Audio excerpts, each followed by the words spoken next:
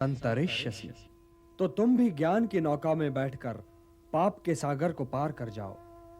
ये समझ लो पार्थ कि जैसे अग्नि सब कुछ जलाकर भस्म कर देती है, वैसे ही ज्ञान की अग्नि कर्म फल की इच्छा, फल की प्राप्ति न होने पर आने वाले क्रोध और उस क्रोध के सहारे आगे बढ़ने वाले मोह को जलाकर भस्म कर देती है।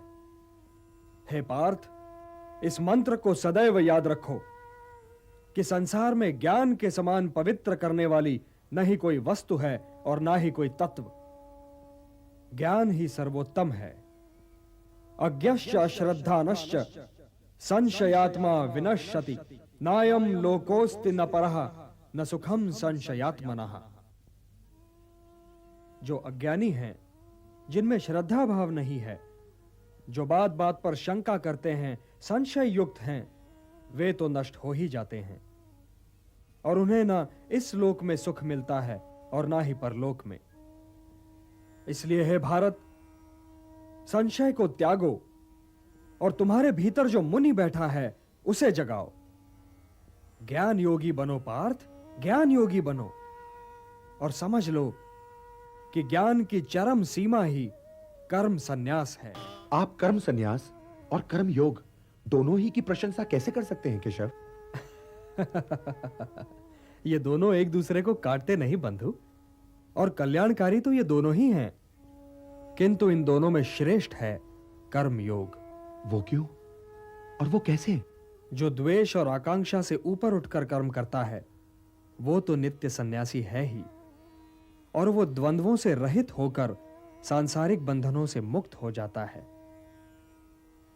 इसलिए जो कर्म सन्यास को कर्म योग से अलग समझता है वो तो मूर्ख है ही। ज्ञानी ऐसा कभी नहीं समझते। कर्म त्याग तो वास्तव में निहित स्वार्थ के त्याग का नाम है पार्थ।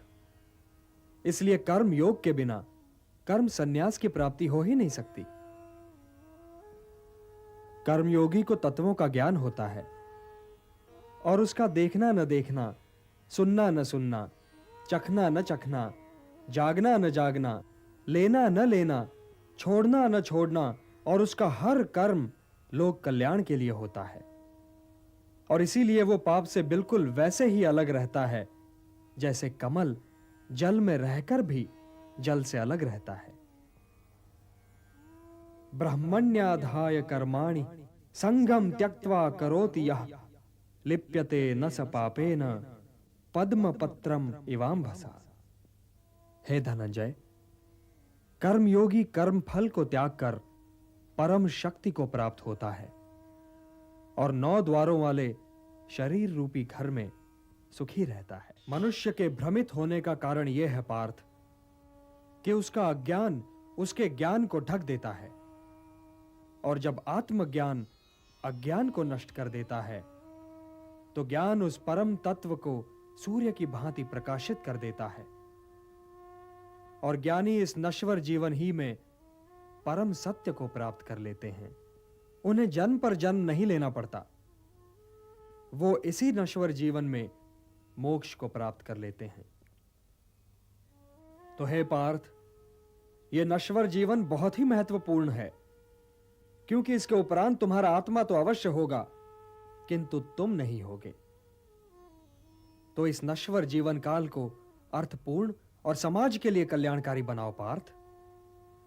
ज्ञान प्रकाश है तो इस प्रकाश को प्राप्त करो, और यदि तुमने ऐसा कर लिया तो इन भ्रमों में भटकने से बच जाओगे जिनमें आज भटक रहे हो, और यदि भटकने से बच जाओगे पार्थ तो तुम्हें शांति मिलेगी। हे धनंजय, शांति का सीधा मार्ग मैं हूं।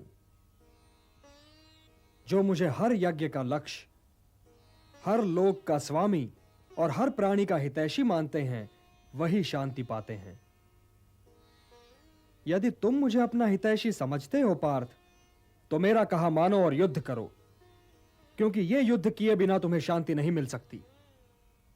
अपने धर्म से भागने का मार्ग शांति की प्राप्ति का मार्ग नहीं है पार्थ। यह युद्ध तुम्हारा धर्म है, तो अपने इस धर्म का पालन करो पार्थ, और उसके परिणाम के विषय में न सोचो। कौन मरेगा या कौन जिएगा यह तुम्हारी समस्या नहीं है।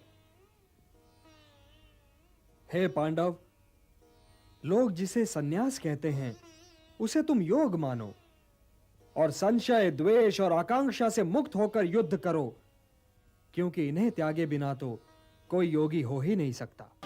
उद्धरेत आत्मना आत्मानम न आत्मानम अवसादयेत आत्मैव ह्यात्मनो बंधुः आत्मैव रिपुरात्मनः।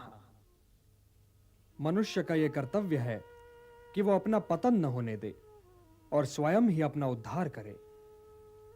मनुष्य स्वयं ही अपना मित्र भी है और अपना शत्रु भी। जिसने अपने अहम, अपने मन और अपनी इंद्रियों को अपने वश में कर लिया हो, वो स्वयं ही अपना मित्र है, और जो इनके वश में हो गया पार्थ, वो स्वयं ही अपना शत्रु है। जो शीतकाल और ग्रीष्मकाल, सुख और दुख, मान और अपमान में शांत रहे और संतुलन रखे, वो जितेंद्रिय पुरुष सदैव परमात्मा में लीन रहता है। किंतु हे पार्थ, बहुत खाने वाले या बिल्कुल ही न खाने वाले, या अधिक सोने वाले या बिल्कुल ही न सोने वाले को यह योग सिद्ध नहीं होता। जीवन संतुलन का नाम है पार्थ, और संतुलित ढंग से जीने वाले मनुष्य का योग उसके दुखों को हर लेता है। जैसे वायु रहित स्थान पर दीपक की ज्योति निश्चल रहती है, वैसे ही मोह रहित योगी भी निश्चल रहता है। चंचल मन को मनमानी न करने दो पार्थ, उसे रोको और उसे अपने आत्मा का अधीन बनाओ। तुम्हारी उलझनों का यही उपचार है। मेरी ओर देखो पार्थ, मेरी ओर देखो। जिसे हर दिशा और हर वस्तु में केवल मैं ही दिखाई दूं, वो तो कभी भटक ही नहीं सकता। जो मुझे नहीं भूलता पार्थ, मैं भी उसे नहीं भूलता। वो तो सांसारिक जीवन व्यतीत करते हुए भी संसार से अलग और मेरे भीतर रहता है। हे अर्जुन, जो योगी सबके सुख दुख को अपना सुख दुख माने, वही परम श्रेष्ठ है।